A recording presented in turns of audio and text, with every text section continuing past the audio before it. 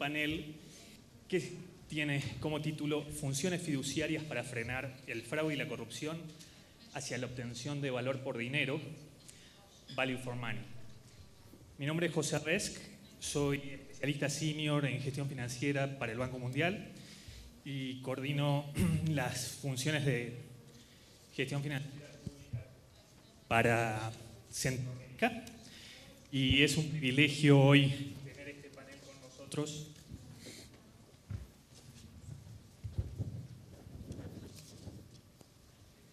Para un tema, ¿se escucha?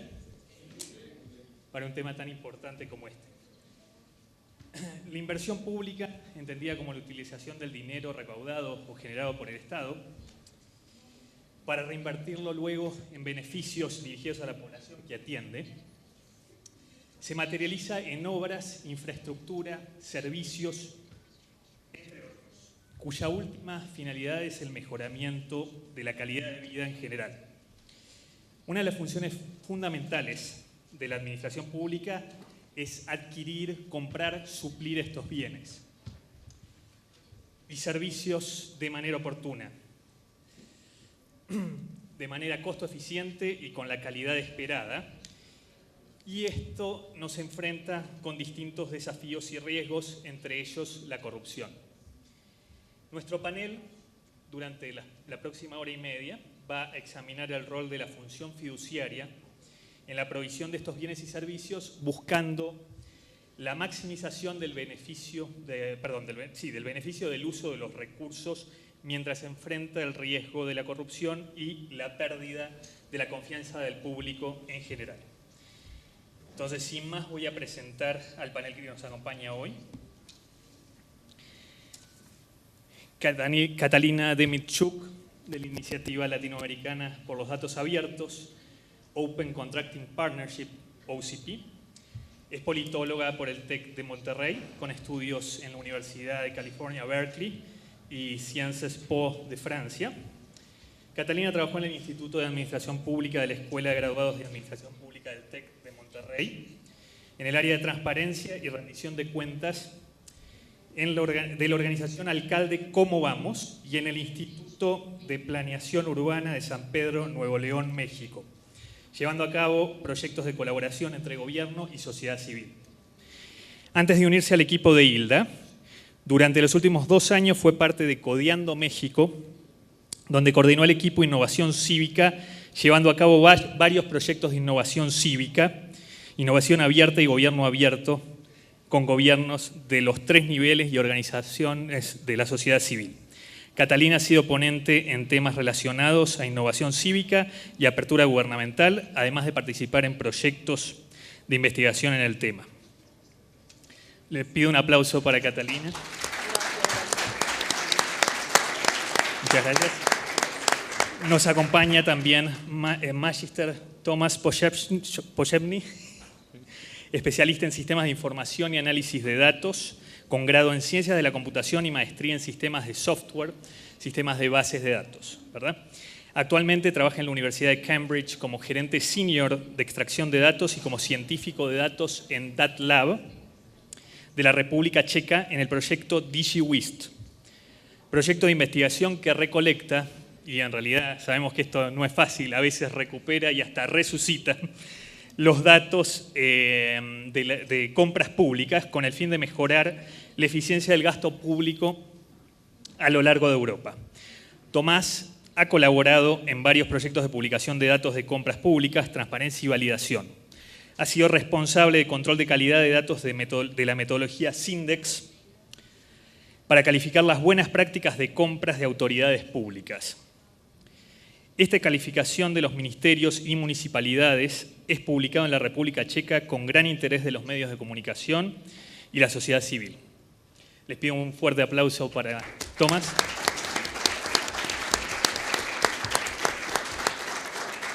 Bueno, por último presento a mi colega Francisco Rodríguez, es especialista senior de adquisiciones de la práctica global de buen gobierno para el Banco Mundial, y ejerce también la coordinación de adquisiciones para México y Colombia del Banco Mundial. Cuenta con 18 años de experiencia en compras gubernamentales, especialmente en la adquisición de obras civiles, bienes, servicios de consultoría y proyectos ejecutados por las comunidades. Desde el 2007 ha trabajado con países de Latinoamérica en iniciativas de modernización de las compras públicas desde el Banco Mundial. Es colombiano, pero entiendo que por adopción es mexicano ahora, o está viviendo aquí hace 5 meses. Sí. Con título de Administración de Empresas y máster en Relaciones Internacionales de la Pontificia Universidad Javeriana. Les pido un fuerte aplauso para Francisco. Muchas gracias. Aprovecho para pedir aplausos porque veo que hay mucha gente joven, ¿no? Eso es más fácil de lograr. Y sin más vamos a comenzar con la ponencia de Catalina. Perfecto. Uso parada este, ¿no? Muy bien. ¿Se escucha? Sí. Bueno, muchísimas gracias por estar aquí. Bueno, me entusiasma mucho ver que tanta gente está interesada en las contrataciones públicas, en la corrupción, en el fraude. Realmente es un muy buen grupo. Espero que mi presentación les sea de interés, les despierte algo y vamos a dar cuenta cómo este título es un poco contradictorio, porque como las contrataciones públicas, que son el riesgo número 1 de corrupción, también pueden ser un mecanismo para combatir el fraude y la corrupción, y eso es lo que vamos a ver en mi presentación. Cualquier duda que tengan, etcétera, al final vamos a hacer preguntas. Si hablo rápido, nada más vamos a hacer una seña como para que frene un poco. Como les comentaban, mi nombre es Catalina y yo estoy acá representando a 2 grupos. Formo parte de la iniciativa latinoamericana para los datos abiertos y me gustaría aprovechar para preguntarles quién ha escuchado alguna vez el término de datos abiertos. Levante la mano. Ok, no muchos, interesante, vamos a aprender muchas cosas nuevas hoy. Básicamente los datos abiertos son datos en su mayoría públicos, pero también pueden ser datos de sociedad civil o datos incluso del sector privado, que se publican de una cierta manera que permiten que esos datos se puedan reutilizar. Es decir, en vez de publicarse en PDF, que no se puede hacer nada con PDF, se publican de una manera, puede ser por ejemplo en un formato Excel, imaginémonos algo así, para que se pueda hacer análisis y se puedan utilizar esos datos. Entonces la Iniciativa Latinoamericana para los Datos Abiertos es un centro de investigación que durante los últimos años nos hemos puesto a investigar cómo ha crecido este campo en América Latina. Hemos implementado prototipos, hemos hecho investigación, hemos creado foros regionales para hablar de estos temas. Este año, la Iniciativa Latinoamericana para los Datos Abiertos, nos unimos con la Alianza para las Contrataciones Abiertas para trabajar específicamente en la apertura de las contrataciones públicas. Entonces hoy vengo hablando como ILDA, pero en realidad con esta unión entre ILDA y OCP, que es el Open Contracting Partnership. Entonces, bueno, hoy les decía al principio que me parece muy interesante que estén acá interesados por el tema de contrataciones públicas, porque en general las contrataciones públicas son pensadas como algo complejo, aburrido, que pocos entienden. Incluso si uno habla con proveedores, te dicen, no, meterme a contrataciones públicas, ser proveedor de gobierno, qué lío, ¿no? O sea, es como, se ve como un monstruo las contrataciones públicas. Ahí ustedes me tienen que decir que sí, ¿no? Que sí, efectivamente las contrataciones públicas se ven así. Pero en realidad, las contrataciones públicas son vitales. Es decir, el gobierno no puede hacer nada si no contrata, ¿no? Ningún objetivo de gobierno se puede lograr si no compra y no contrata. Entonces, las contrataciones públicas son vitales. Acá pongo yo una foto del metro, pero lo que sea, metros, escuelas, espacios públicos, hospitales, o sea, el gobierno tiene que contratar. Y a través de las contrataciones es como nuestro dinero, el de la ciudadanía, se convierte en bienes y servicios y podemos tener una mejor calidad de vida y ser felices, ¿no? Entonces, la Alianza para las Contrataciones Abiertas entiende la importancia de transformar estos monstruos en procesos abiertos que sean entendibles para todos, y de eso es lo que vamos a hablar ahora. Además de que son vitales, acá les traigo unos números interesantes de por qué es importante hablar de contrataciones públicas. En primer lugar, es el riesgo número 1 de corrupción en todos los países. Eso no pasa nada más en México y no pasa nada más en América Latina. Después Tomás nos va a contar de la experiencia en Europa y la verdad es que es similar. Las contrataciones en el mundo son el riesgo número 1 de corrupción, representan el 15% del PIB mundial, se gastan 9.500 millones de dólares al año por todos los países, y esto es un dato interesante: si hacemos una pila de todos esos billetes, podemos llegar a la luna y de regreso. Es decir, es demasiado dinero, y aunque nos parezca un monstruo y difícil de entender y procedimientos complejos, hay que entrar a este tema. Y esto es lo que ha querido hacer la Alianza para las Contrataciones Abiertas. La Alianza, al darse cuenta que este era un tema donde se gastaba mucho dinero, era vital para la ciudadanía y era un área muy corrupta, se crea esta alianza hace aproximadamente 3 años, y es una alianza que conjunta a gobierno, sociedad civil, empresas, tecnólogos. Esto es importante porque no solamente a gobierno, sino es una alianza de varios sectores que quieren transformar las contrataciones abiertas, las contrataciones públicas, en procesos abiertos. Entonces trabajamos con sociedad civil, trabajamos con empresas, trabajamos con gobiernos alrededor del mundo. EILDA, como les digo, este año se unió con la Alianza para trabajar específicamente con aliados en la región. Lo que quiere hacer la Alianza para las Contrataciones Abiertas es pasar de esto, que es muy normal en nuestros gobiernos todavía, que en realidad a mí me encanta decir esto, que es importante, que vivimos en la 4ª revolución industrial.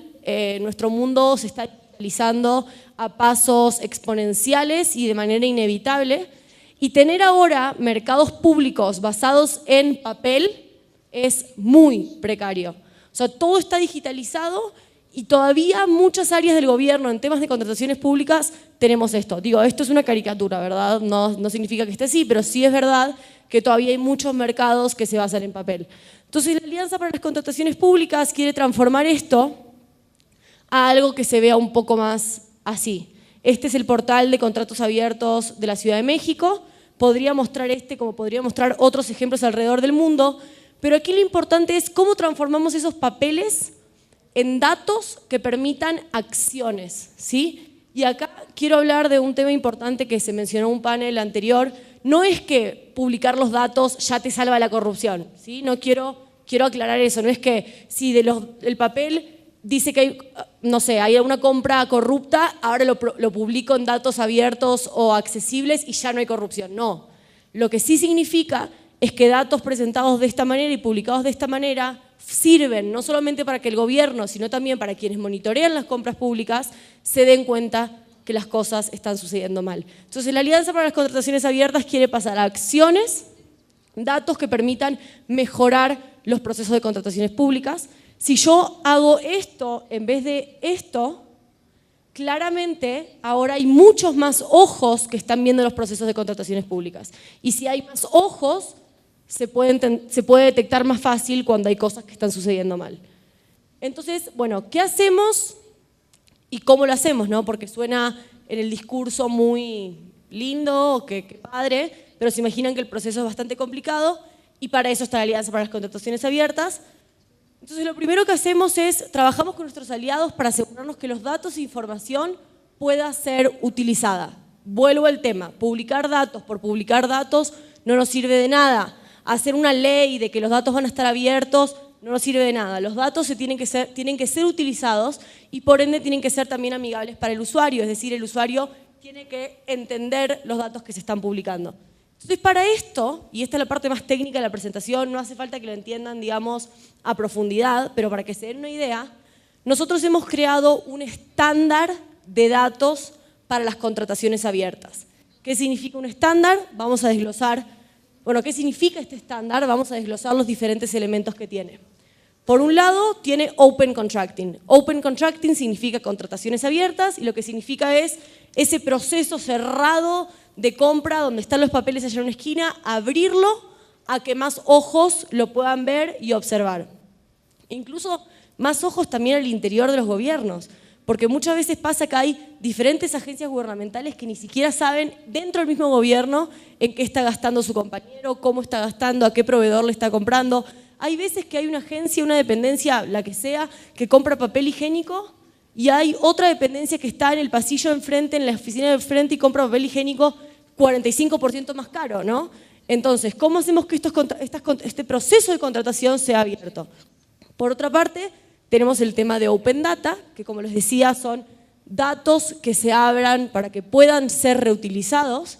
¿Y esto qué significa? Un periodista, un investigador, una persona ciudadana o ciudadano común y corriente quiere entender cómo y qué gasta su gobierno, no tiene que tocar la puerta, ir, buscar la carpeta o que te manden un PDF cuando haces una solicitud de información. Entonces, los datos, publicarlos de una manera que sean reutilizables.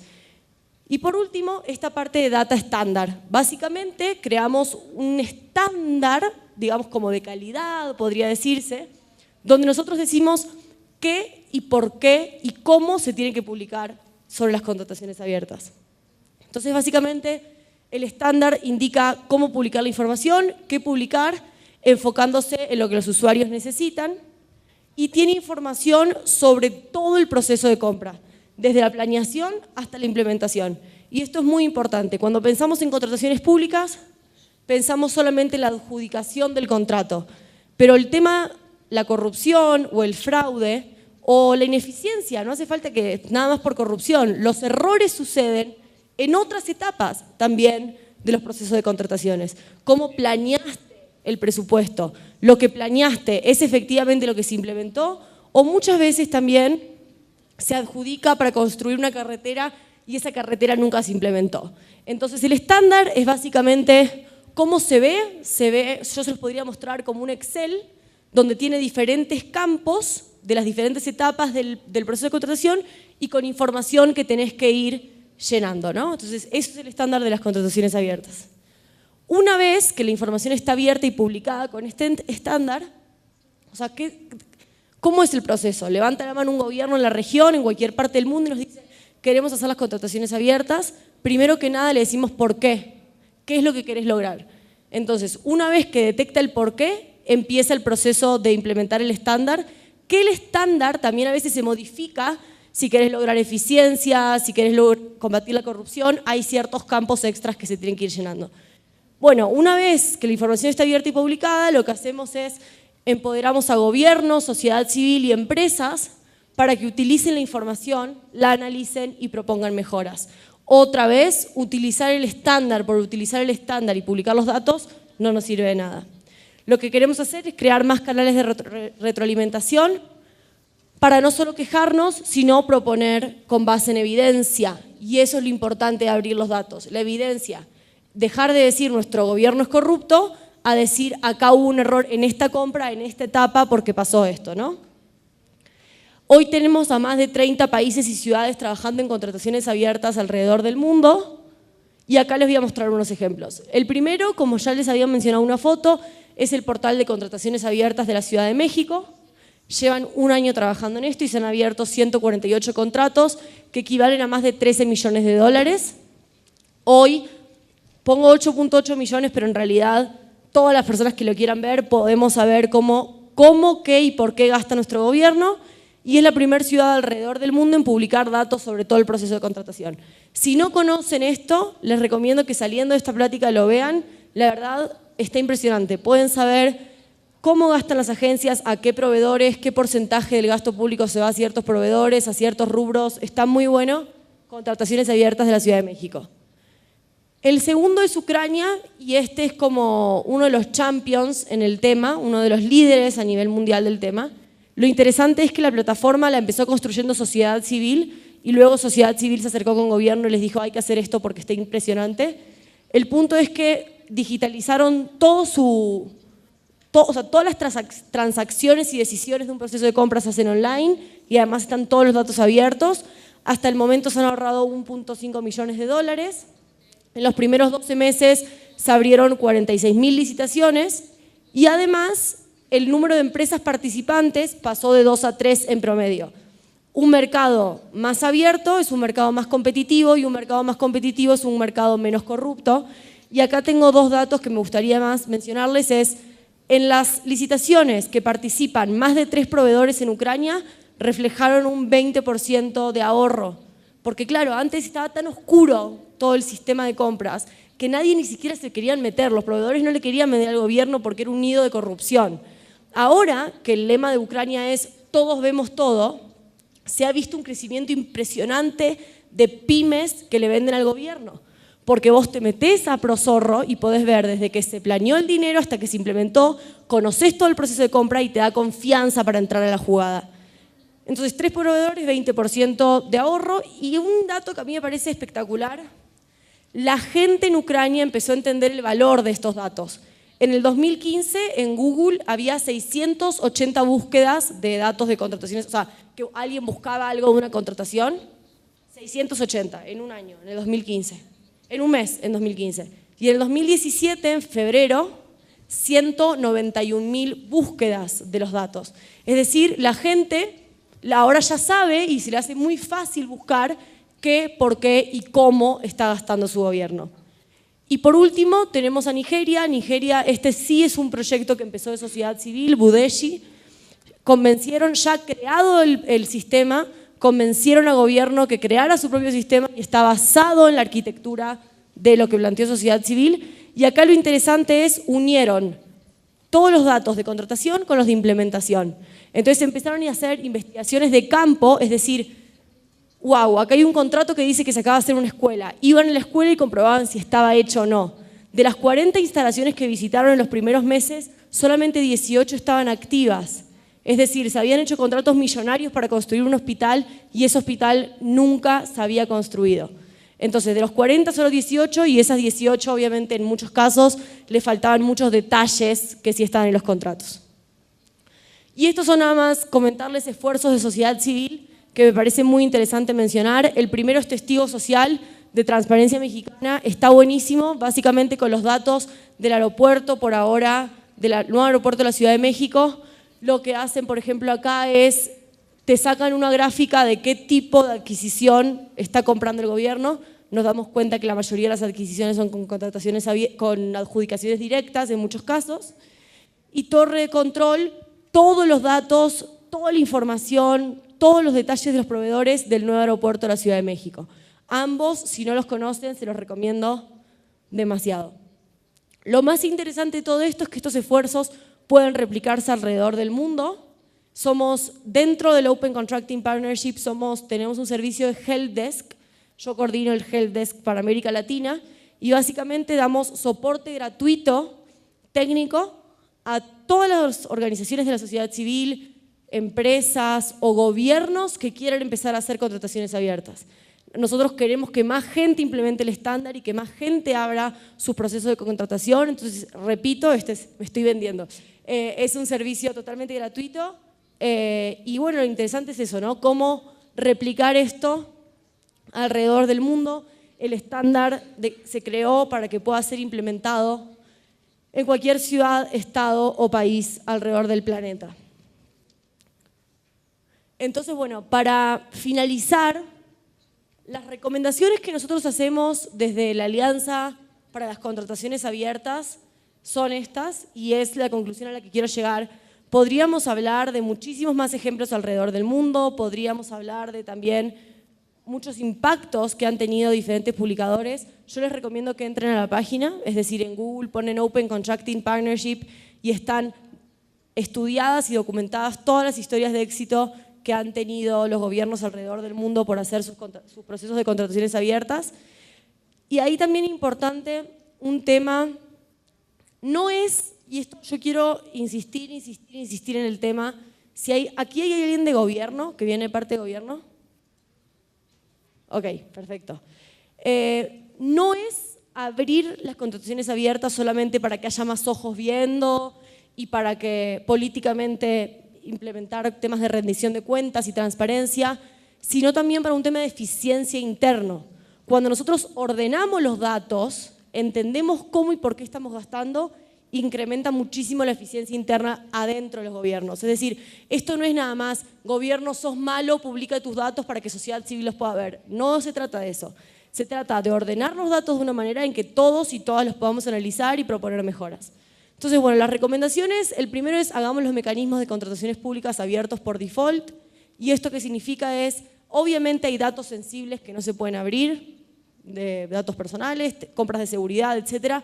Pero si un dato no tiene una restricción de por lo cual no se puede abrir, debería ser abierto.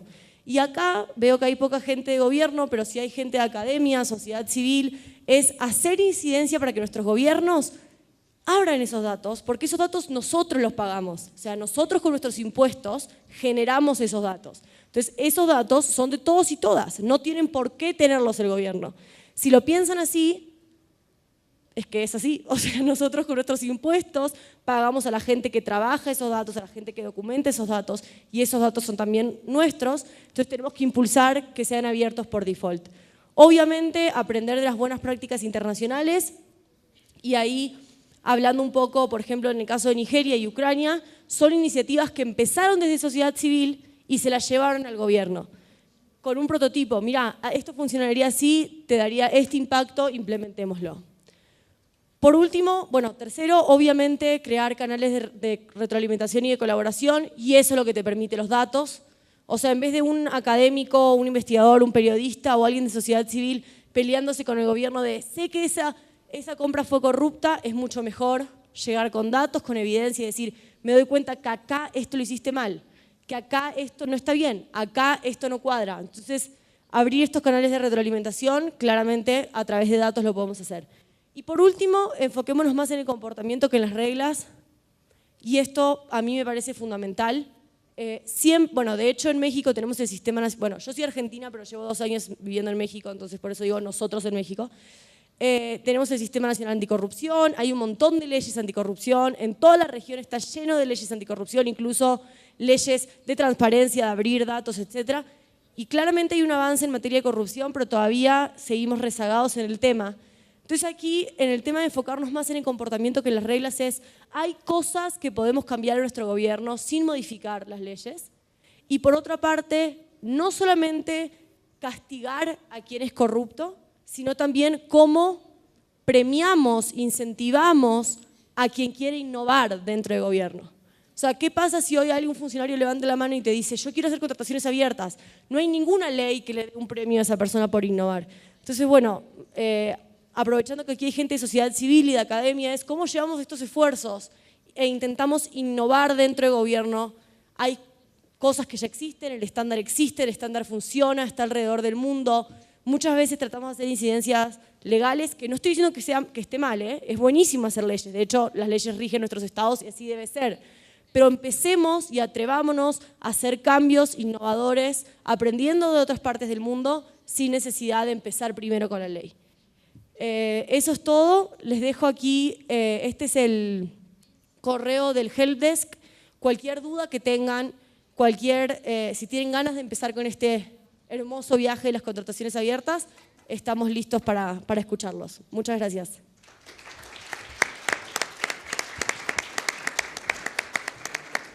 Muchas gracias, Catalina. Para la audiencia, que tenemos muchos contadores y auditores, cuando mencionaba Catalina el tema de la transparencia, lo importante de hacer los datos abiertos para efectuar un mejor control desde el punto de vista de la sociedad civil, también se relaciona con nuestra profesión. Nosotros normalmente, cuando diseñamos un sistema de control interno en cualquier organización, decimos, más ojos son más controles. Imagínense la información abierta para cualquier persona que quiera consultarla. Es una herramienta muy poderosa para la sociedad civil y para el control público, lo que va a redundar en contrataciones de mejor calidad, con mayor eficiencia y que cumplan con su propósito. Vamos a pasar a la presentación de Tomás.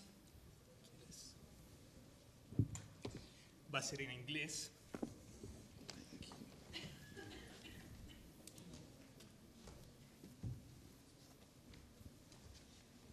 Good. It's on, right? Yes. Very good. Okay. Buenas tardes, ladies and gentlemen. Well, I feel like a rock star with the mic, but well, that was the only thing you've ever heard me saying in Spanish, so I apologize, but my presentation is going to be in English since I don't speak Spanish at all. Sorry for that. Well, in this presentation, I'd like to give you some insights into what we do with the public procurement data in Europe, and more specifically in the Czech Republic. So, in a nutshell, what I'll be talking about is that we've got sort of cutting-edge public procurement project in that we try to collect data all over Europe. So I'll be talking about two things. First, about how we actually get the data, which is the Digivest project, and then how we use the data to rank public buyers in the Czech Republic. And that's the EaseIndex project. So all this exercise is to stimulate public buyers towards more efficient and credible public procurement. Starting with the Digivest project, let me give you a short introduction to our data collection efforts in Europe. Digivest is a project of 6 partners funded by European Union Research and Innovations Program, and the University of Cambridge as the leading partner, together with DATLab, are doing the major job in gathering data from about 35 jurisdictions, which includes 28 member states of European Union, European Commission, and some other states you can see listed on the slide here. So beyond just getting the data, we want to introduce some indicators, numerous indicators, that will tell us which tenders might be suspicious, prone to corruption, or in some other way worth reviewing. And once we gather everything, and the process is pretty much happening right now, we'll publish it at opentender.eu website. So what is it that we actually do? I'm very sorry, Catalina, but there is no open data. In Europe, there is no easy job for the NGOs, companies, and the governments to get hands on public procurement data. So what we do is that we develop individual software for each country that goes to a website where the country publishes tenders, and then go side by side, page by page, and extracts all the data about the tenders. So as you can see, like using this approach, we get very messy data. We need to clean it, standardize it, and check it carefully so that we know what we're getting. So to sum it up, we extract data from the systems, we process it into a unified database, and here we go, we get the data, and usually much better data than the government of the state has. Well, to give you a better picture of what we do, because we do this from Prague. It's a European project, but we do this from Prague, and we do all the countries. So we've got our experts for every country. And what they do at the beginning of the process is that they go to the websites where the tenders are published, and they just make the screenshot of every possible type of the form that's used for procurement. And they just annotate it. We call it annotations. They mark what's award criteria, what's estimated value, etc., so that we can teach the software how to get it. So I don't know what those trabajos de construcción are, but I can tell you Madrid is spending a lot on them. Well, why do we do it? We essentially get big data, and we can do big procurement analytics with it. Maybe most importantly, we publish all the data, and Catalina will love this, in Open Data Standard, the Open Contracting Data Standard she was actually talking about. So anybody can come, download the data, and come up with their own ideas, what they want to do with the data, with their own applications.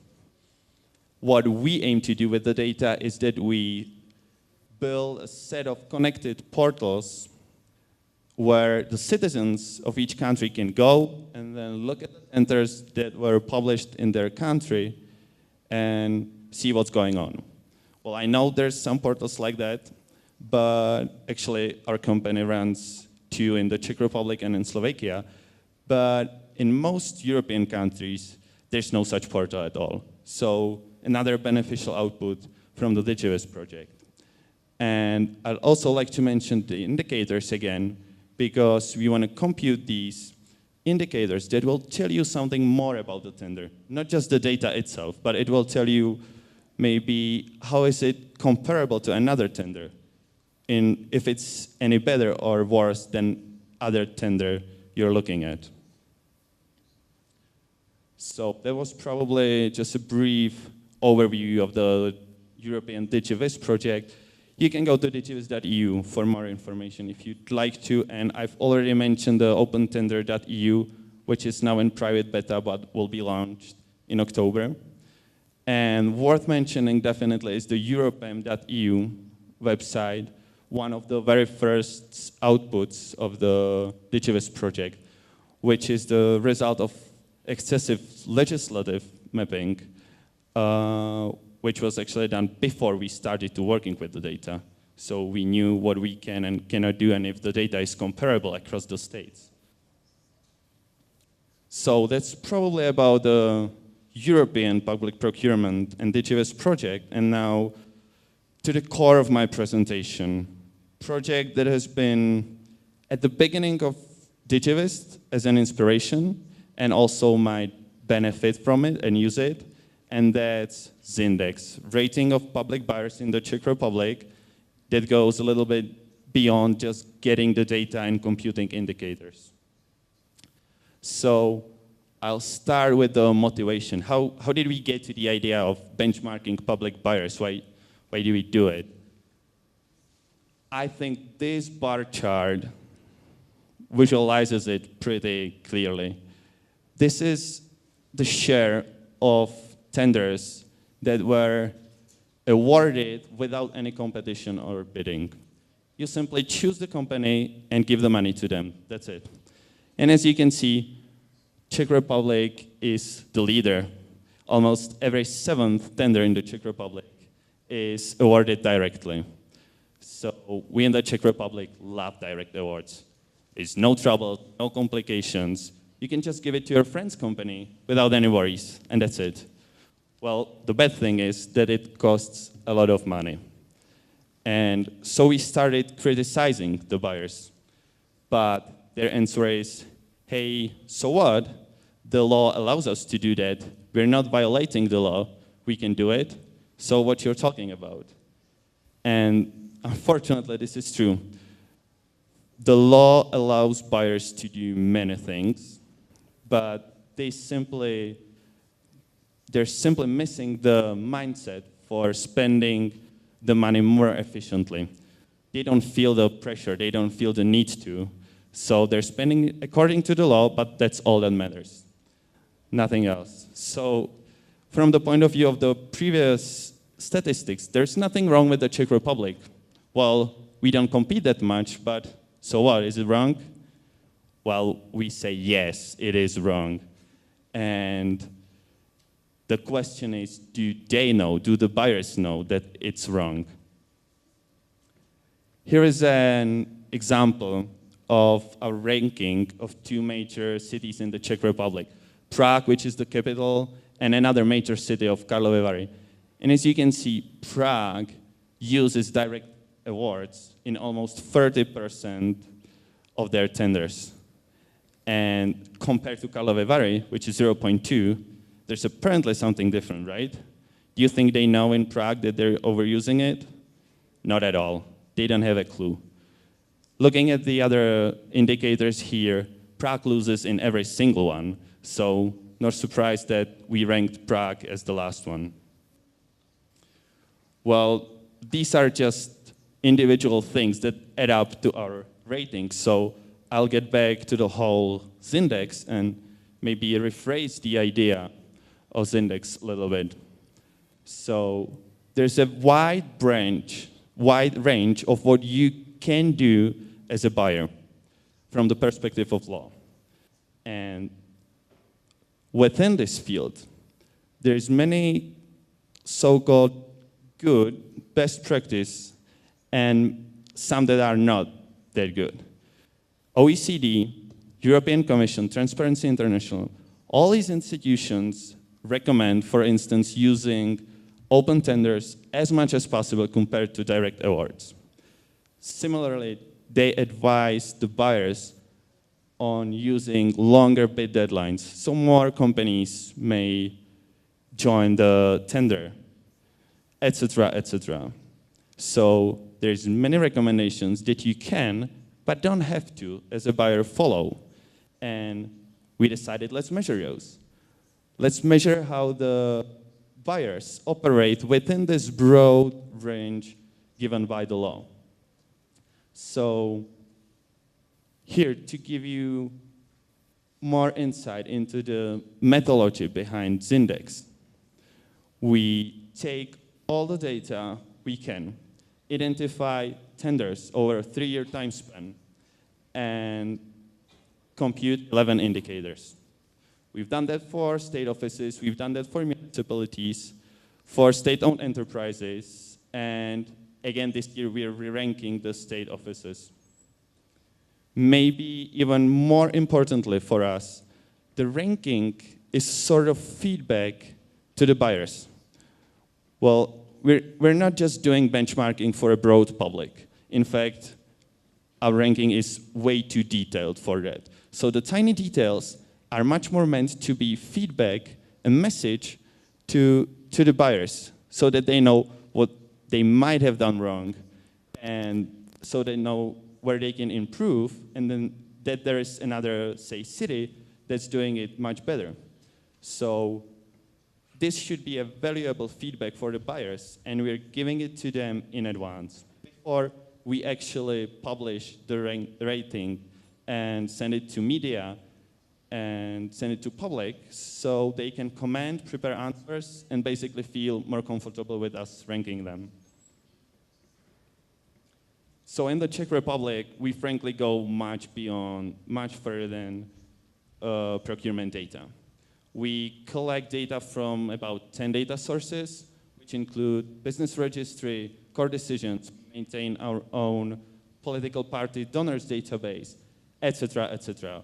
We need many data sources to produce complex and more reliable ranking. So back to the methodology. What we do is that we rank good practice, indirectly corruption or malpractice.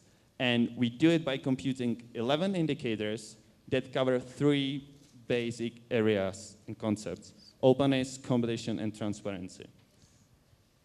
Openness reflects the level which the information is available to bidders. Competition refers to the way and frequency with which companies actually compete. And transparency is here, of course, as the idea of having procurement information public. So once we compute all the indicators, it might look like that. This is for Prague again. And this is just the overall rating. I'd like to show you some of the indicators in more detail. So here we are, budget share, the fraction of money that is actually spent under procurement law, the fraction of the total budget. And as you can see, again, all the examples are for Prague. We took all the total purchases from Prague, which was like almost 78 billion Czech crowns. And then we took the public procurement purchases, which is just about 9 billion. And then there is this difference of 69 billion. And nobody knows where this money goes to because it's not regulated by the law. And so that's a huge amount of money.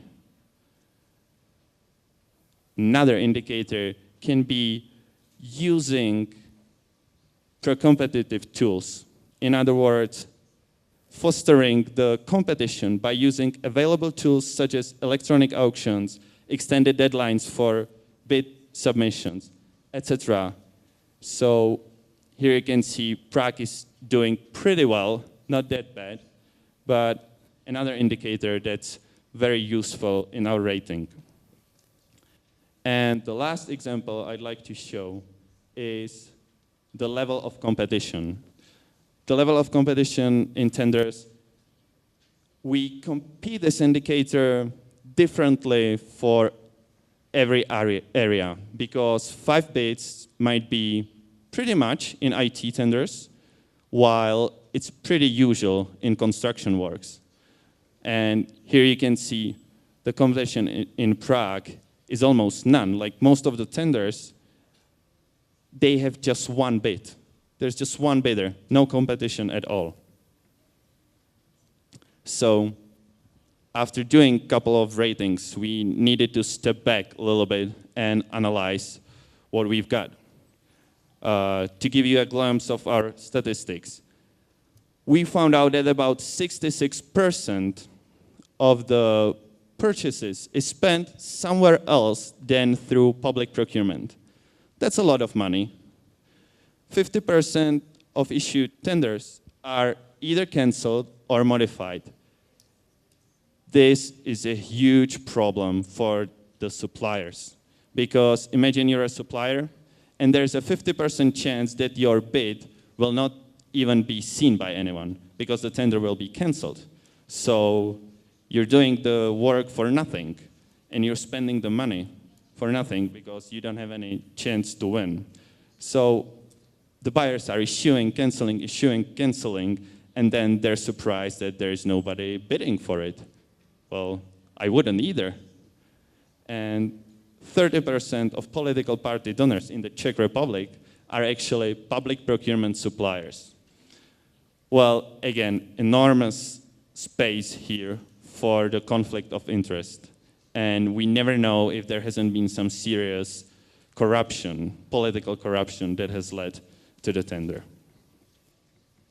So we've got some statistics, many of them, but the question is if they really tell us something about the practice, about who is bad buyer and who is not, if they translate somehow into the results of procurement. And we measured that the best ranked city has about 25% lower chance of having any legal misconduct and just about 5% higher savings, which means good buyers are saving 5% of money per tender. That's some money.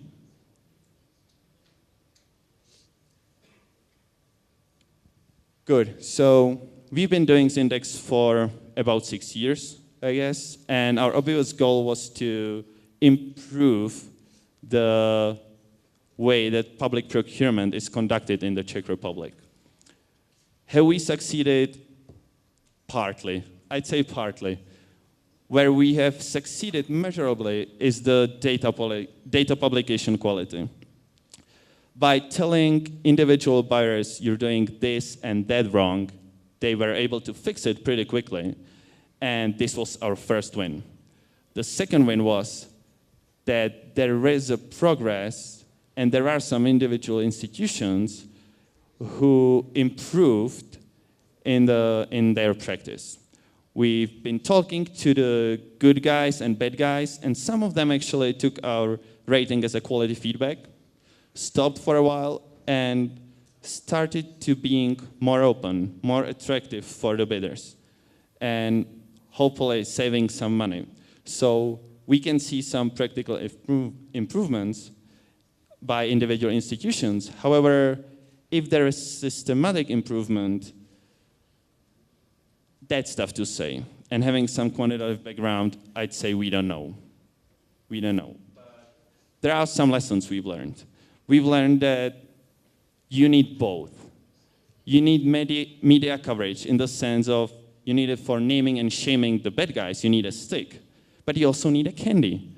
And you need to communicate with the good ones and say, hey, these are the good guys. Look at them. You need to appreciate the good ones, and then they can attract the others. And without the good guys, there wouldn't be any improvement. So we've learned that we need a balanced ranking in order to achieve the maximum possible impact. Well, to sum it up a little bit, we spent 2 years and about 100,000 euros before issuing the first Zindex. From then on, there's been some continuous costs on maintaining the software, updating the data, communicating with the media and buyers, etc. And last but not least, if you're thinking about such a project, be careful that you have a team of balanced knowledge of both IT and economy and public procurement. Our message here from Zindex is monitor public procurement. There is a huge waste of public money, but there are ways to improve. So monitor public procurement, as we did in Zindex, and you'll see some results. And don't forget that good examples attract and show them, appreciate them. Those are the ones that can help the others to be better. What next? We've got Zindex, and what are the next plans? Well, we've got some.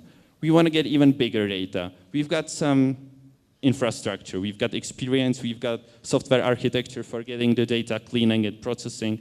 So it's not that difficult for us to get new countries and get some more detail. We're planning to be Ukraine and US as the first candidates.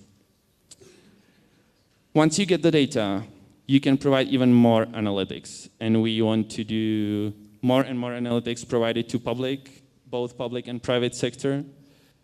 And last, we're still also researchers, so maybe the most interesting finding will be our researchers focusing on how to increase the competition in Europe, how to improve value for money, which award criteria to use and which not to use. And that's also one of the many things you can do once you've got quality and reliable procurement data. And I guess that's it. Thank you for your attention. This is if you want to talk to me later. Thank you, Tomás. Muchas gracias, Tomás. Una reflexión sobre la presentación de Tomás es, en los últimos días hemos escuchado muchas veces mencionar que quien no mide no controla y quien no controla no puede gestionar. Esto es un ejemplo fabuloso, el de Zindex, de cómo a través del análisis de datos y de la medición del desempeño de los compradores públicos uno puede iniciar un cambio, gestionar un cambio, quizás a veces hasta cambio cultural, ¿verdad? Entonces, ese es el primer mensaje. El segundo es un buen sistema de premios y castigos. No solamente la humillación pública cuando alguien no hace las cosas bien, sino el reconocimiento, ¿no? Porque el reconocimiento a veces es mucho más poderoso, como dicen, es mucho más poderosa la zanahoria que el látigo, ¿verdad? Entonces vamos a continuar con Francisco para la última presentación y luego vamos a iniciar con una discusión a través de estos temas, preguntas y respuestas. Perfecto, gracias, José. Ok, perfecto. Yo me voy a bajar un poco. Bueno, muy buenas tardes a todos. Gracias por participar en nuestro panel. Nuestra agenda va a tocar 3 puntos. En esta presentación vamos a tocar 3 puntos. 1, la percepción actual en el tema de compras públicas. Número 2, una propuesta conceptual, una propuesta de acercamiento. Y número 3, vamos a ver algunos casos específicos, unos casos de la vida real. Empecemos primero con los desafíos. Las compras públicas, adquisiciones públicas, contrataciones públicas, como les quieran llamar, porque siempre hay una discusión con respecto al concepto, no es una actividad exenta de desafíos. Nosotros compramos de todo. Como compradores públicos, el Estado compra desde lápices hasta campos solares, hasta metros, de libros hasta grandes hospitales totalmente dotados. También se compran servicios de consultoría muy sencillos, pero también servicios de consultoría muy complejos, como supervisiones súper complejas o estudios de privatización. También se hacen obras muy sencillas, obras muy complejas.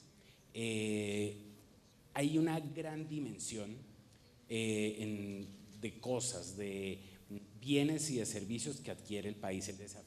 Los países el desafío es inmenso. Y normalmente el foco de la función pública, no de la función pública de México, sino del funcionario público se centra en cumplir con el procedimiento. Hay una versión a riesgo, hay una versión a ser sancionado, hay un temor porque estás tomando decisiones y te pueden juzgar por esas decisiones que estás tomando, y por lo tanto normalmente nos centramos mucho como compradores públicos. Yo he sido comprador público y ahora desde el Banco Mundial pues ya no compro, pero acompaño a nuestros clientes. No sé, esto está como… ¿Están escuchándome bien? ¿No? Ok, perfecto. Muchas veces preferimos seguir los pasos que tomar riesgos. Paso número 1, publica esto. Paso número 2, haz un estudio de mercado. El estudio de mercado van a ser 3 cotizaciones. Tienes las cotizaciones, ya terminaste tu estudio de mercado. Si no las tienes, de pronto viene la auditoría o el control interno, o vámonos a la procuraduría, te investigan, te sancionan. Entonces es mejor seguir el procedimiento, aunque no tenga mucho sentido lo que se está haciendo. Y el control, seguir los pasos, seguir las leyes, aunque importante, no lo es todo. No es esta presentación una excusa, digamos, para no seguir los procedimientos, para decir que no tienen sentido. Tienen mucha razón, pero no son lo único. Es solamente una primera capa, esa primera capa que podemos ver en el tema de compras públicas. Las compras públicas no son un fin por sí mismas. El cumplimiento de la función del Estado no se da por comprar. Son más bien un puente para la prestación de servicios, que efectivamente es la función esencial del Estado. La ciudadanía evalúa a los gobiernos en términos de prestaciones de servicios. El ciudadano de pie, como llamamos, el ciudadano común y corriente, juzga la función del Estado, su efectividad, su eficiencia, cuando tiene carreteras. No le importa, tengo presupuesto. La gente no entiende, no sabe cómo leer un presupuesto, pero sí sabe muy bien cómo saber que la carretera que pasa enfrente de su casa existe, está en buen estado, o te la prometieron hace 2 años y hoy es el día que todavía no la tienes. Las vacunas, los libros, eso es lo que realmente el ciudadano entiende, y entiende como el éxito del Estado en su función. La medida del éxito en compras públicas es el nivel de apoyo proporcionado para la prestación de estos servicios. Por lo tanto, necesitamos ver más allá de la adjudicación del contrato. Y cuando decimos que necesitamos ver más allá, quiere decir que tenemos que ver mucho antes de la adjudicación, pero también mucho después de la adjudicación. La conclusión exitosa es lo que importa. Tú puedes tener el proceso de licitación más precioso del mundo, que ha seguido todos los procedimientos de la ley, que nadie no hubo hallazgos, no hubo investigaciones, todo salió perfecto, se hizo el contrato se supone que estuvo bien firmado, etcétera. ¿Y el puente? ¿No hay puente? No ha pasado nada. ¿Cumpliste con el procedimiento? Sí, pero si no llegas a la finalidad, no has hecho absolutamente nada. Por otro lado, puedes tener una licitación buenísima, rapidísima, oportuna, porque es que no se les olvida que mucha gente cuestiona, esa licitación se demoró mucho, esa licitación empezó hace 2 años, no ha pasado nada. ¿Y qué pasa si tenemos una licitación que sale en los tiempos de la ley, perfecta, y los bienes no sirven de nada? La frustración es increíble.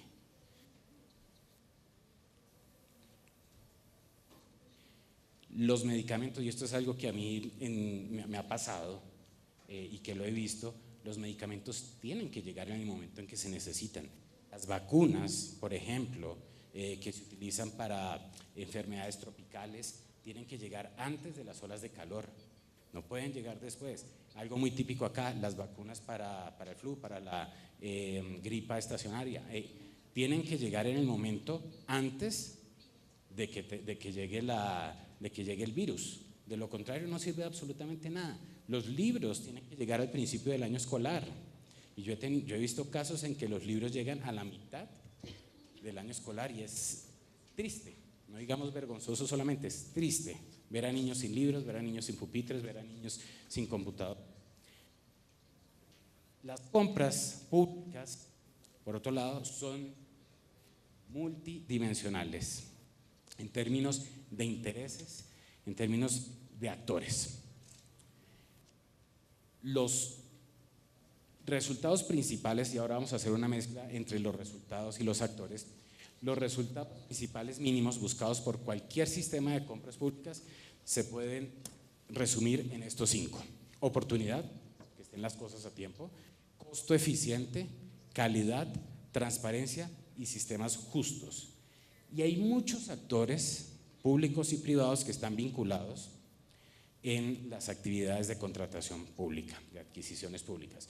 Por un lado tenemos a los comités de evaluación, esos funcionarios públicos que a la final toman la decisión de qué se debe comprar, qué se debe adjudicar, que tienen unos objetivos de cumplimiento, de cumplir la norma, porque si yo no cumplo la norma,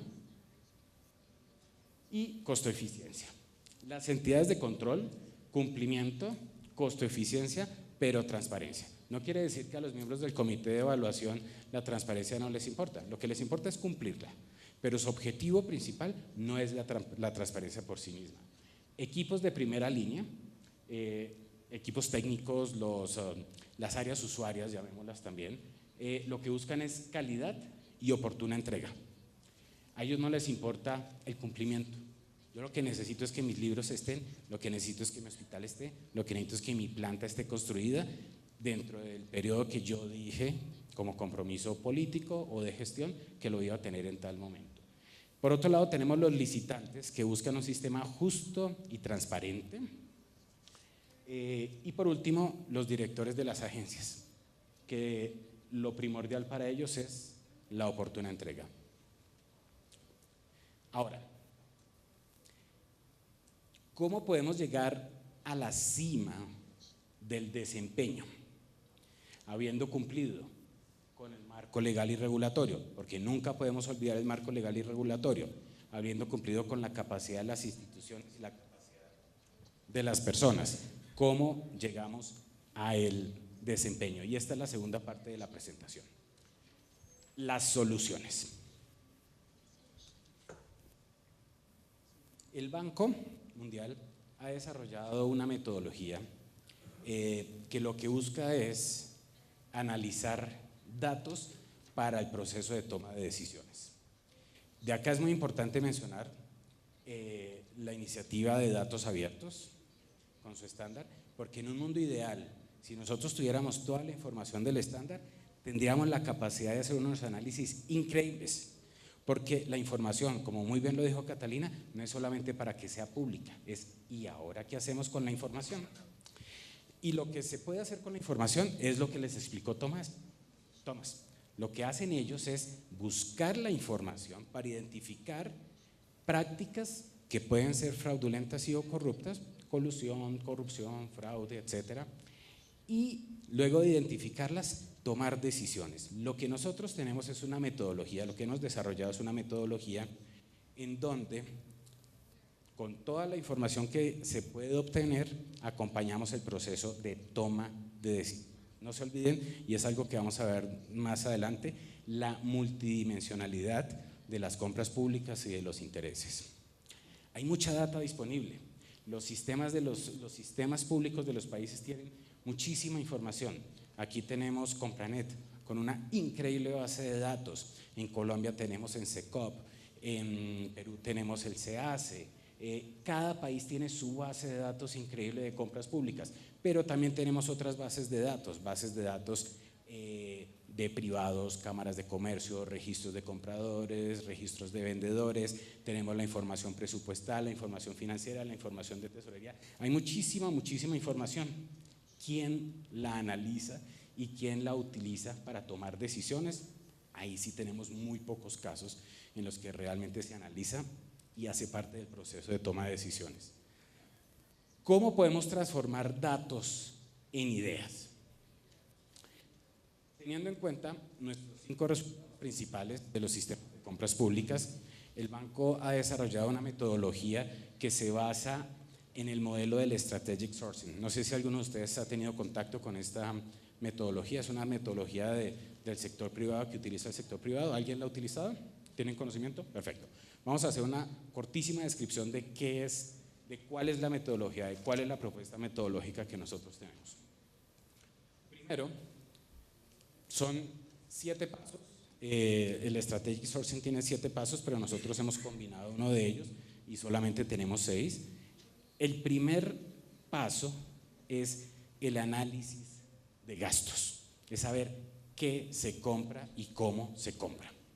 En esta parte hacemos un análisis de la demanda, estudios de categorías, objetivos de negocios, hacemos líneas de bases y miramos procesos y limitaciones. Esa es la primera parte, que es una identificación. Esta identificación se hace con la información que se encuentra disponible o, como dijo muy bien José, la información que a veces toma Tomás, que resucitamos. A veces resucitamos la información porque nadie sabe dónde está, ¿verdad?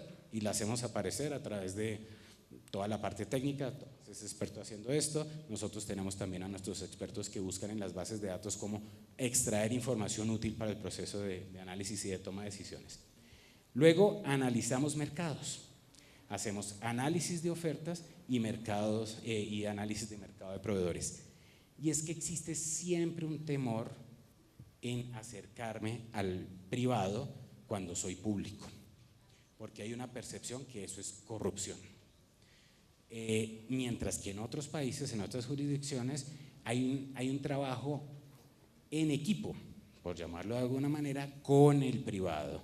Por ejemplo, existe un método de adquisición que se llama diálogo competitivo, que se utiliza mucho en países como Australia, como Nueva Zelanda, UK en general, en donde hay un diálogo bajo unas normas claras de competencia y se llega a la mejor decisión de value for money, hablando con el mercado, de nuevo, bajo unas normas claras, competitivas claras, transparentes.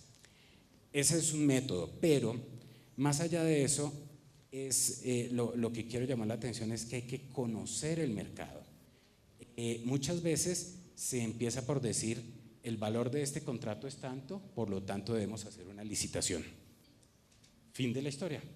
Y al hacer la licitación igual estudio de mercado, porque nos sentamos a esperar cuántos pueden llegar. Eso es riesgosísimo, riesgosísimo.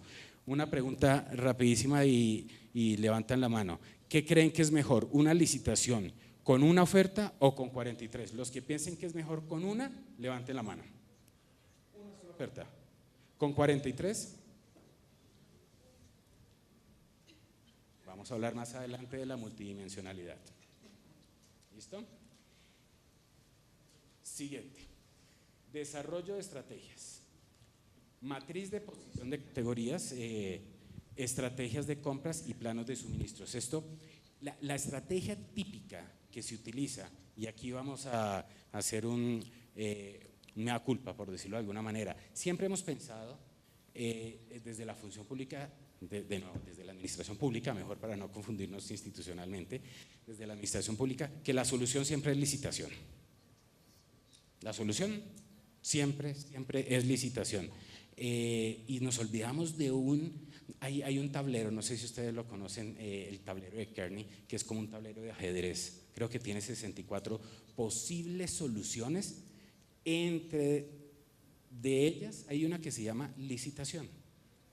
Hay 63 más opciones: reemplazo de la demanda, producción interna, etcétera, etcétera, etcétera. Las posibles combinaciones para adquirir algo son muchísimas, y las estrategias dentro de cada una de estas combinaciones son muchísimas más. Más adelante vamos a ver un ejemplo para un caso de Perú.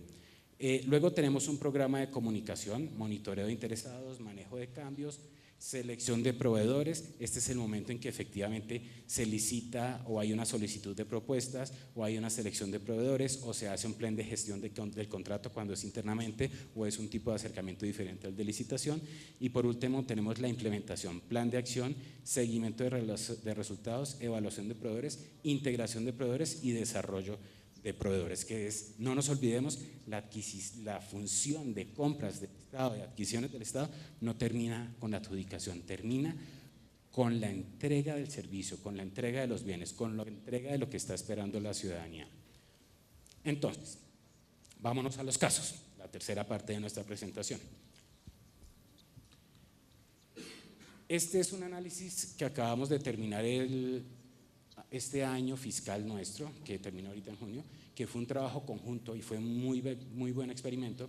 Fue un trabajo conjunto entre el equipo de Thomas, que está conformado por varios investigadores, y nosotros. Lo que hicimos fue combinar las dos metodologías en la misma data y pudimos obtener resultados en términos de eficiencia, de cómo mejorar la eficiencia del sistema de compras, pero al mismo tiempo identificamos prácticas, tendencias, no sé cómo decirlo exactamente, de prácticas fraudulentas y corruptas. Utilizamos las dos metodologías con una misma base de datos, con una misma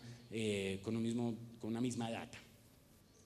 El análisis, desde nuestra parte de la competencia, empieza con la identificación de cuál es el gasto público y cuánto representan las adquisiciones. El caso de Perú es muy particular porque tiene una base de datos excelente. Se hace que es el sistema electrónico de OCE, que es el órgano supervisor de contrataciones del Estado del Perú. Tiene una base de datos muy buena y tiene un área que se llama el área de estudios económicos, que normalmente está haciendo estudios sobre esta base de datos. Por lo tanto, fue muy fácil obtener el universo completo de cuánto estábamos hablando, que es un primer punto dificilísimo. Estamos haciendo un ejercicio. Cuando tengo buenos ejemplos, digo cuál es el país. Cuando el ejemplo no es muy bueno, me guardo el país. Estamos haciendo un ejercicio en otro país en donde nos tocó agarrar la base de datos presupuestal y empezar a indexar línea por línea del gasto público del 2016. Estamos hablando de miles de líneas, de miles, 4.300 categorías y subcategorías a mano para identificar cuál era el gasto y poder empezar el paso número 1, a hacer el análisis. En este caso fue mucho más rápido y encontramos que cuando hablamos de compras públicas estamos hablando del 38% del gasto del Estado, que representa 30.000 millones de nuevos soles. Para que hagan la conversión rápida, dividan por 3, son 10.000 millones de dólares. Entonces, bueno, lo otro es que no tenemos mucho tiempo, pero lo otro son los otros tipos de gastos, personal, etcétera, etcétera, pago de deuda pública. Entonces, lo que hicimos fue empezar el análisis y llegamos a una conclusión. Voy a empezar por la conclusión para luego bajarme al análisis específico. La conclusión es que si con nuestras recomendaciones el Estado de Perú tomaba la decisión de tener unos ahorros agresivos, podía obtener ahorros hasta del 8%, representando 2.2 billones de soles. Y si fuera más conservador, sería solamente un ahorro del 4%. Ahora, vámonos entonces a cómo se llegan a esos números. Perú tiene todas estas categorías de gasto, pero aquí solamente vamos a ver las principales, las que tienen más representatividad. Aquí está la categoría, el monto, el potencial de ahorro en los dos escenarios, conservador y agresivo, y la complejidad de implementación. Todo esto hace parte del análisis para llegar a tomar la decisión de en qué sectores nos enfocamos para lograr ahorros, para implementar las estrategias. Y logramos determinar que hay estos gastos que representarían estos ahorros en el escenario conservador o en el escenario agresivo. Ahora, ¿cómo se descompone esto para cada uno de estos? Se hizo una estrategia para cada una de estas líneas principales donde se podían obtener mayores ahorros, y este es un ejemplo. Estas son las familias que se tomaron: petróleo, gasolina, vehículos de pasajeros, publicaciones, vehículos de transporte, leche y mantequilla, maquinaria, cereales, cemento y cal, computadoras. Esos son los millones de nuevos soles que se invierten en estas líneas, en estos tipos de gastos. ¿Por qué se escogen estas familias? Entonces, siempre que llegamos donde nuestros clientes países y nos dicen, yo quiero hacer un ahorro, yo quiero lograr un impacto, pero que se vea además, pero que además sea beneficioso para la sociedad en general, ¿cuáles son esas líneas, esos tipos de gastos que usted me recomienda, banco, que yo empiece a hacer estrategias para lograr ahorros? Y la respuesta es los más fáciles. Porque entre más difíciles, más tiempo te vas a demorar, mayor posibilidad de riesgo, etcétera, etcétera, etcétera. Entonces, identificamos unas familias que son formadas por un grupo pequeño de bienes y servicios homogéneos. Gasolina, pues no hay muchas opciones, carros tampoco, depende, computadores tampoco, depende. Fáciles de uniformar, con especificaciones conocidas y establecidas en el mercado, adquiridas por múltiples entidades del gobierno de manera fragmentada y dispersa, donde la consolidación de demanda es sencilla para aumentar volumen y bajar precios. Y hay que tener mucho cuidado, la solución no siempre es agrupar, y en muchos países se entiende, ok, vamos a hacer más eficiente algo, vamos a disminuir la corrupción en algo, agrupemos. No, no siempre es la única ni la estrategia adecuada. Entonces tomamos un ejemplo, automóviles. En el Perú identificamos que se compraron 638 automóviles en 2015, son relativamente pocos, excepto por una contratación grande, todas las otras han sido muy pequeñas, con 75% de los procesos comprando 6 autos o menos por vez. Ahora, aquí podemos ver la fragmentación, que resultó en una gran dispersión de precios.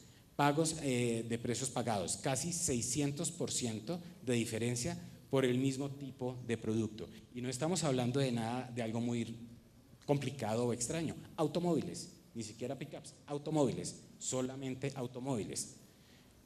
Con un bajo nivel de competencia, 25 de los 28 procesos tuvieron menos de 3 ofertas. Aquí podemos ver el total de procesos y el número de ofertas. 4 a 6 ofertas en 3 casos, 2 ofertas en 5 procesos y en 20 procesos una única oferta. Entonces, luego de todo este análisis, para poder hacer la proyección de los ahorros que podrían tenerse, tenemos estas estrategias. Estrategia número 1, leasing. Hay una versión al leasing en algunos países. Pero el leasing también puede ser una solución para adquirir este tipo de artículos. No comprarlos porque se convierte en una responsabilidad del Estado, sino hacer un leasing. ¿Listo? Se hace un outsourcing del riesgo, de la responsabilidad ministerial, de tener la flota adecuada, etcétera, etcétera. Consolidación de la demanda en un contrato principal, un acuerdo marco de automóviles. Es una segunda estrategia. Tercera, estandarización de especificaciones de autos con 3 niveles distintos de acuerdo a la necesidad del usuario. Y aquí paro un poquito. Porque es que algunos gobernadores, digamos, quieren tener, es un ejemplo hipotético, más bien dejémoslo, algún funcionario público quiere tener una camioneta Toyota, Land Cruiser, con esto, con aquello, con lo otro, y la compra y la tiene. Pero para hacer su función también podría tener otra marca, para no confrontar marcas, una marca X que va a cumplir con el mismo servicio que se necesita para que puedan cumplir con sus funciones por muchísimo menor precio. Pero si no hay una política, esto exige una política, un compromiso del Estado de decir, hay 3 tipos de carros o hay 3 tipos de computadores.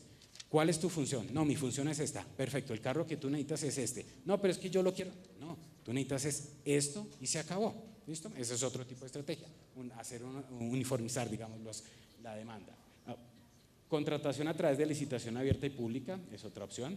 Mejoría del criterio de evaluación y adjudicación de oferta, costo por kilómetro, y aquí hay un nuevo elemento. Normalmente se piensa que la adjudicación es al menor precio, pero hay maneras de ampliar este concepto del menor precio. La propuesta en este caso es costo por kilómetro, es decir, hacer una proyección en el tiempo de la vida útil del bien, más el mantenimiento, más los insumos que se necesitan para que los automóviles anden, y ese es el precio que realmente adjudico, porque hay carros que tienen un mayor consumo de combustible, cuyo mantenimiento es mucho más costoso que los otros, pero el precio de venta es muy bajo.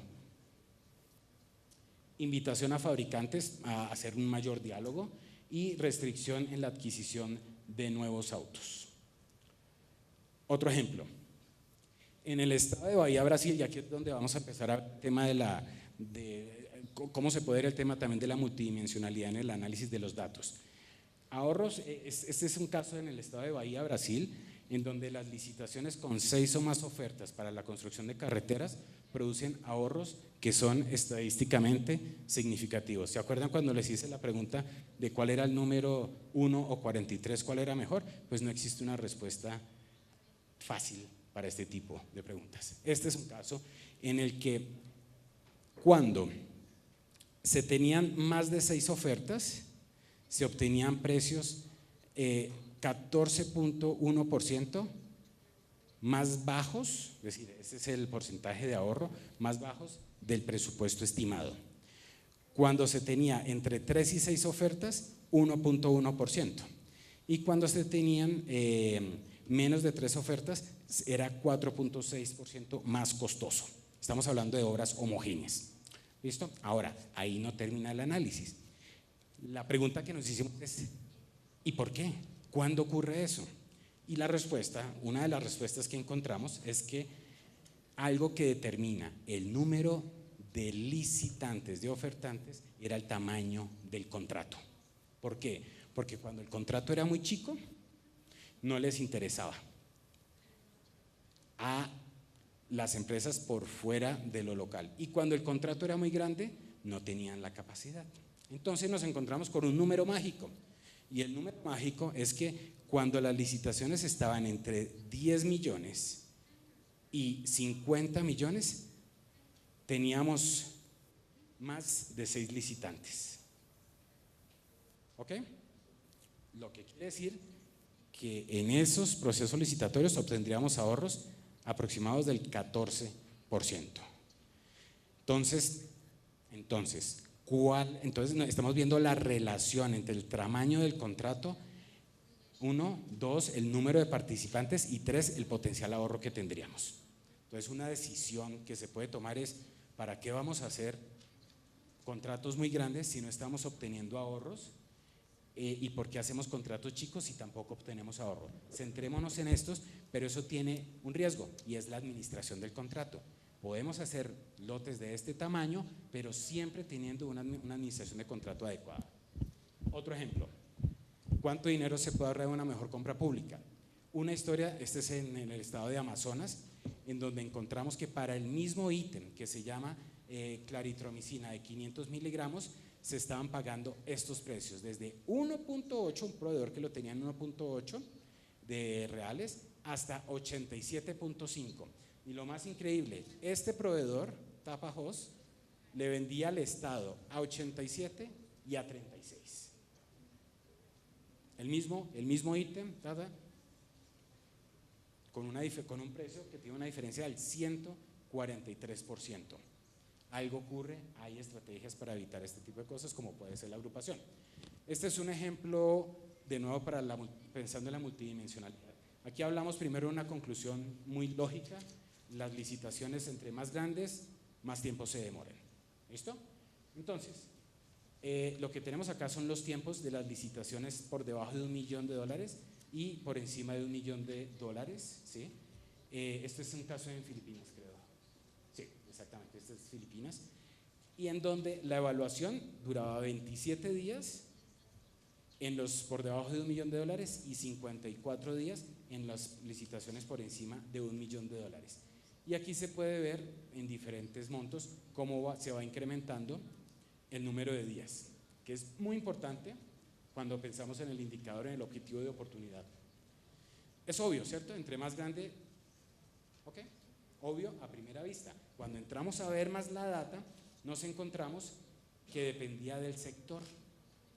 Resulta que el sector de obras civiles tenía un promedio de 24 días, esto es solamente para las licitaciones por encima de $1 millón. El sector de obras públicas tenía 24 días, el de autoridad de puertos 18 días, porque normalmente son instituciones con una muy fuerte capacidad en obras civiles, agricultura 35, educación 49 y salud 65. Pero si vemos además los tiempos de preparación del sector salud, los tiempos de adjudicación eran de 91 días. Y podemos ver acá una comparación en cuánto se demora agricultura y cuánto se demora obras civiles. Entonces, ¿cuál es el llamado de atención ahí? ¿Qué es lo que está haciendo obras civiles bien que podamos llevar los otros ministerios para que podamos disminuir ese tiempo en todo el gasto público? Este es el último ejemplo que tenemos y se refiere a la duración de los contratos. Y lo que queremos mostrar acá es rápidamente el tiempo que en el estado de Ceará tomaba terminar realmente las obras. Obras que estaban estimadas a un 100% de duración, se demoraban un 181% más 372 días más, llegando de un 100% a demorarse 281%. Hay que medir y hay que hacer seguimiento a lo que ocurre en la ejecución de los contratos.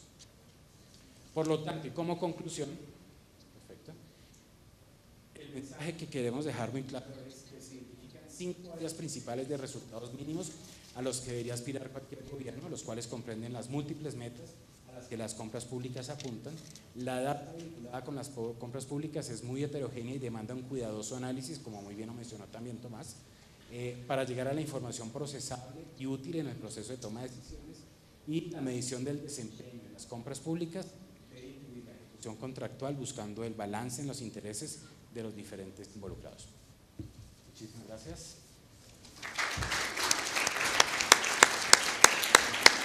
Muchísimas gracias, Francisco. Muy interesante el método de Strategic Sourcing y el mensaje de que no es solamente obtener información, sino saber qué objetivos se tienen en mente a la hora del análisis, como por ejemplo en el caso de en todos los casos que vimos, hay un vínculo con cuál es el objetivo que se persigue. Y justamente hemos visto casos que intuitivamente pareciera ser que es mucho más eficiente tener una cantidad excesiva de propuestas, cuando en realidad si el objetivo es otro o se tienen datos que demuestran que el proceso quizás no va a ser tan eficiente de esa manera, hay que tenerlo en cuenta porque son objetivos distintos. En el caso, cuando hablamos en la ponencia de Catalina, tenemos el claro objetivo de hacer transparencia con el fin de evitar fraude y corrupción, pero también esta información es importante desde el punto de vista de la gestión para el análisis de acuerdo a otros objetivos, por ejemplo, la eficiencia o la oportunidad de entrega a veces. ¿Bien? Ahora vamos a ir a preguntas y respuestas. Tenemos muchas preguntas del público, así que muchísimas gracias, muy participativo. Voy a comenzar. Algunas de las preguntas, disculpen, han sido consolidadas en otras preguntas, pero estamos tratando de concentrar todas las preguntas que nos llegaron. La primera pregunta es para Catalina y tiene que ver con la información recogida a través de los datos abiertos, ¿no? ¿Cómo podemos estar seguros de que esa información ingresada en los sistemas es la información que no ha sido alterada, que no hay acuerdos por fuera? Y a su vez, ¿cómo aseguramos que los datos que están incluidos no están sujetos a errores y si hay algún procedimiento para hacer el challenge de esos datos si uno encontrara errores? Ok, muchísimas gracias por la pregunta. Ahí el tema, me parece importante el tema de los acuerdos por fuera, ¿no? que mencionan y que realmente son más comunes de lo que querríamos en administraciones públicas alrededor, no solamente de la región, no solamente de México, sino en el mundo. Y ahí quiero dar algunos como mensajes clave. El primero, cuando hablamos desde la Alianza de las Contrataciones Abiertas en abrir la información, no significa que acá está la información y como ciudadano ya está la información, check, listo, ya está, se cumplió, no hay corrupción. Se publica la información para hacer un análisis de esa información, ¿no? O sea, eso es claro, no significa que porque la información esté abierta públicamente, esa información no tiene detalles de corrupción o no tiene datos sospechosos o no tiene datos alterados. Eso pasa para contrataciones públicas y para cualquier otro sistema de publicación de datos abiertos. Como saben, hubo una iniciativa de publicar, por ejemplo, los bienes patrimoniales de los funcionarios públicos, no significa que porque los publiquen ya están bien. O sea, esa información hay que analizarla. Nosotros desde Open Contracting Partnership creamos una guía que se llama Red Flags for Integrity, que básicamente es detectar qué indicadores tenemos que saber para analizar esa información. Entonces, por ejemplo, para el tema de acuerdos por fuera, un indicador puede ser los requisitos que se piden en esa licitación son específicos, son demasiado específicos y no significa que esos indicadores son de sí o no, sino que levantan banderas para observar ese tema.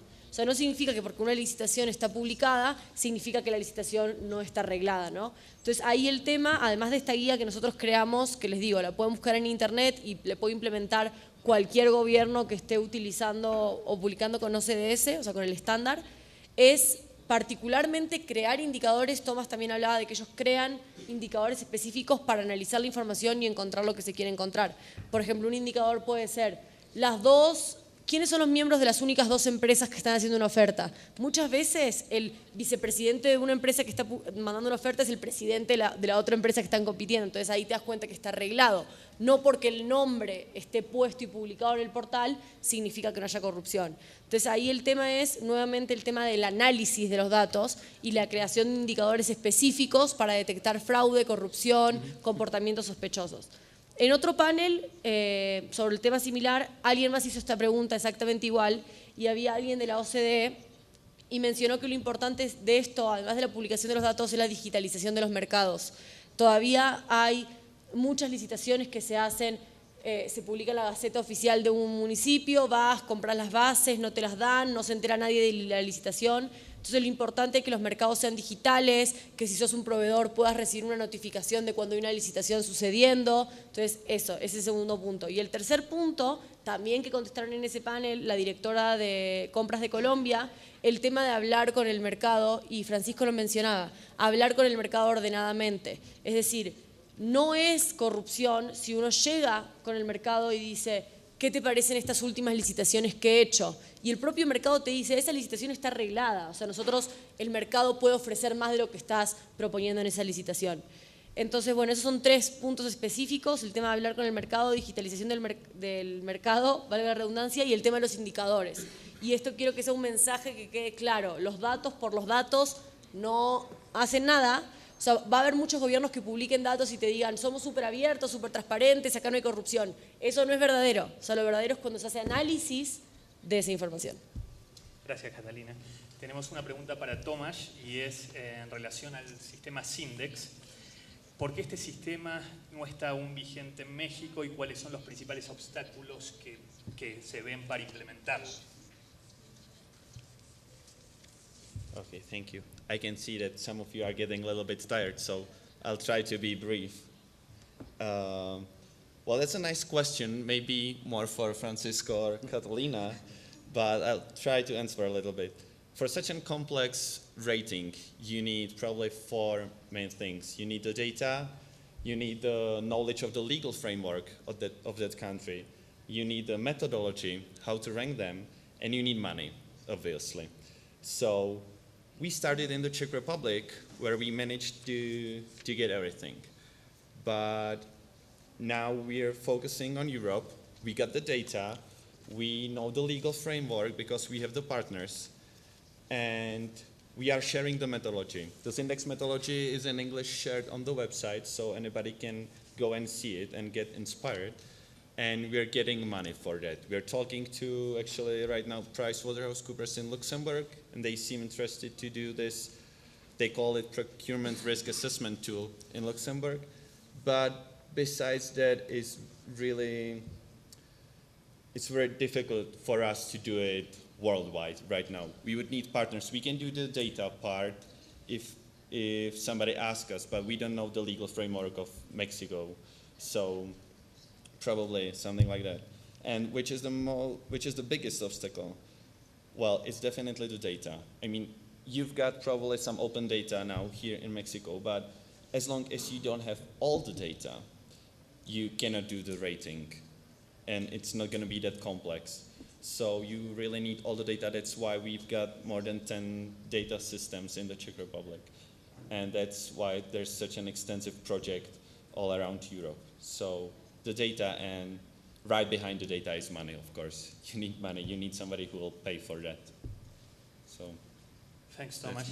And this is a follow-up question for Catalina, and it's related with that answer. And is it, ¿cuáles son las principales barreras que han encontrado en el gobierno al momento de solicitar la información de compras públicas? Ok, ahí me gustaría, voy a ser muy rápida. El primer tema, no existe nada como Sindex en México, pero me gustaría que revisen, quien hizo esa pregunta y quienes estén interesados, el proyecto Torre de Control. O sea, ellos básicamente, ahora ya hay información publicada sobre el nuevo aeropuerto de la Ciudad de México, pero ellos buscaron datos en diferentes sistemas, hicieron solicitudes de información y ellos abrieron los datos y los pusieron en un portal para que cualquiera los pudiera acceder. Entonces, cuando nosotros hablamos de la Alianza de las Contrataciones Abiertas, que trabajamos con sociedad civil, en el sentido es, hay datos cerrados que se pueden abrir y nosotros ayudamos a sociedad civil a que haga eso. Entonces, si cualquiera está interesado en ese tema, podemos colaborar. Ahora, en el tema de cuáles son los obstáculos que hemos encontrado, la mayoría de las veces, bueno, todas las veces cuando los gobiernos quieren trabajar en temas de contrataciones abiertas, llegan con disposición de abrirlos. Lo que es bastante interesante es que el propio gobierno no sabe dónde están esos datos. Eso es impresionante. Llegar y decirles, necesitamos publicar estos datos y te dicen, sé que los tengo, pero no sé de qué sistema vienen. O sea, esa ha sido la primera barrera. Los gobiernos no saben dónde tienen los datos, es un proceso a organizar, interno, etcétera, y finalmente terminan publicando. Pero hay muchas veces que no es malintencionado, bueno, la mayoría de las veces no es malintencionado, sino un tema de gobernanza de datos al interior que no está bien organizado. Muchas gracias, Catalina. Las últimas preguntas son todas para Francisco, entonces le voy a pasar el micrófono a él para que las vayamos respondiendo. Bueno, gracias, José. Bueno, yo tengo una primera pregunta para ustedes. ¿Se acuerdan del 1 y del 43? Nadie me preguntó para cerrar el caso. Pues depende.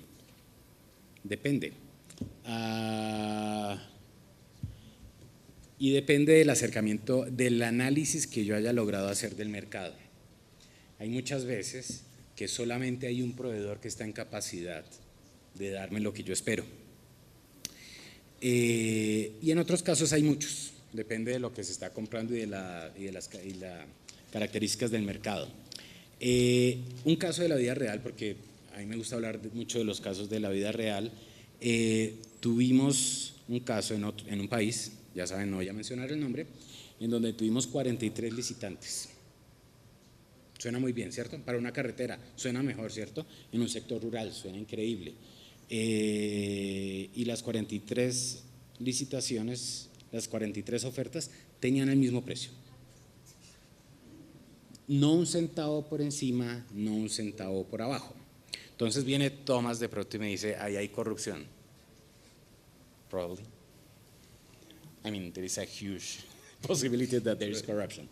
Pues no, resulta que la ley de este país establecía que establecía un punto base en el precio y una franja por encima y por abajo en donde se tenían que recibir los precios.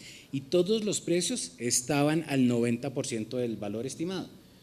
¿Hubo competencia? No. ¿Hubo corrupción? Tampoco. ¿Hubo colusión? Tampoco. Hubo yo la denominé en ese momento una autocolusión generada por el Estado. El Estado puso las condiciones y echó a la caneca la posibilidad de beneficiarse de la competencia. ¿Listo? Entonces depende, pero también depende, tengan mucho en cuenta de las características del mercado.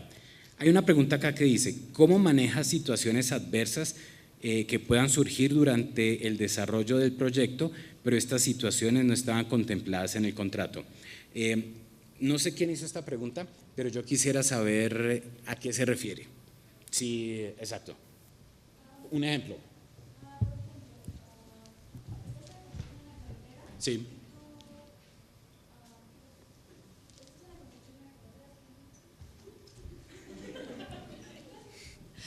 Por decir, estás en la construcción de una carretera y dijiste que quieres el mejor pavimento hidráulico para la carretera, pero hay 3 tipos de pavimento hidráulico y tú sabes que el A es el mejor. Entonces en tu contrato tú solo pusiste pavimento hidráulico. Se acaba el contrato, bueno, ya lo firmaste y ya empezó el proceso de construcción de la carretera. Y entonces ellos te dan el pavimento tipo B. Ajá. Pero como no está en el contrato, caes en una especie de laguna. ¿Cómo Ajá. manejas eso? Ok, listo, perfecto, muchas gracias. Ahora está mucho más difícil la pregunta de vida de responder. Bueno, no, está muy bueno. Número 1, el primer error que hay en esa licitación es que no definiste cuál era el tipo de pavimento. Si no lo defines, vas a tener problemas en la ejecución del contrato. ¿Por qué? Porque los que están preparando la oferta, ellos sí se la saben todas. Ellos saben que si tú les dejaste ese espacio, te van a ofrecer el más barato, es lo que te van a entregar y luego tú no lo vas a poder controlar. Ahora, vamos un poquito más allá, para elaborar un poco más allá. Hay un tipo de contratos que se utilizan mucho que son los vinculados, los que incluyen además de la construcción, el mantenimiento de la calidad del bien. Es algo que se utiliza en muchos países. Crema, exactamente, los contratos rehabilitación y mantenimiento. Y ahora hay otros que son crema y gerenciamiento, ¿ok? Muy parecidos a los de PPPs, sin ser PPPs, sin ser asociaciones público-privadas, en donde tú lo que estableces es un estándar de calidad que tiene que cumplir. Entonces ya el que decide cuál es el tipo de pavimento que va es el contratista. Pero lo que tiene que mantenerte es que la carretera, cada vez que tú vayas a visitarla todos los días, debe tener este ancho, debe tener nada de huecos, debe tener etcétera, etcétera, etcétera. ¿Listo? Entonces ese es un acercamiento en este tipo de contratos. Para terminar esta pregunta, hay un rol, y yo quiero dejarlo muy, muy claro, y esto es de la vida real de nuevo, hay un rol fundamental en los contratos y es el rol del ingeniero. El rol del supervisor, interventor, depende del país, se le llama de diferentes maneras. Él es los ojos del Estado en la ejecución de los contratos. Si al ingeniero no se le da el poder y no se le exige, los contratos no van para ningún lado. Tengo un caso de la vida real que recibí ayer. Están haciendo un camino al lado de un río y se encontraron con que la piedra, que no podían verla al principio del contrato, era mucho más dura de lo que se esperaba y por lo tanto tienen que utilizar una tecnología diferente. El rol del ingeniero es fundamental porque el ingeniero es el que tiene que decir, sí es así, número uno. Número dos, por lo tanto, métele dinamita a eso, o métele otra broca, o utilicemos algo diferente, o contratista, dime tú cuál es la solución y hacemos una solución de ingeniería de valor, en donde ganas tú y gano yo. El rol del ingeniero es fundamental en el cumplimiento de la administración de los contratos. Y en México hay una gran capacidad en administración de los contratos. ¿Listo? Okay. Había otra, pero no la entendí, creo que tenía que ver con indicadores, pero no la veo muy bien. Vamos a cerrar con una última pregunta, es para Catalina.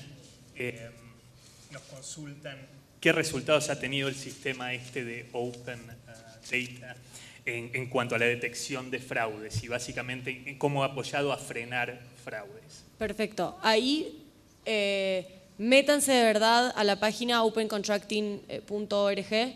Están todas las historias documentadas. A mí me parece interesante hablar del caso de Nigeria, que básicamente fue sí un análisis de datos y después fueron a campo y ahí hubo desde sociedad civil incidencia muy fuerte para reformar y hacer cambios en el sistema de compras cuando se dieron cuenta que las instalaciones que iban a ver, que ya tenían que estar implementadas, no existían, ¿no? Y realmente ahora hay todo un proceso de construcción de un nuevo sistema digital de compras gracias a que hicieron análisis de datos desde sociedad civil y fueron a ver las instalaciones. Entonces creo que ese es un ejemplo muy bueno para hablar de un freno al fraude y nuevamente los invito a que entren a la página de internet y conozcan todas las historias con todos los datos de impacto que son muy inspiradoras. Muchas gracias Catalina, Tomás y Francisco. Pido un fuerte aplauso a nuestros expositores. Vamos a culminar con la entrega de los certificados. Francisco. Gracias. Tomás. Vamos a sacar una foto. Ok.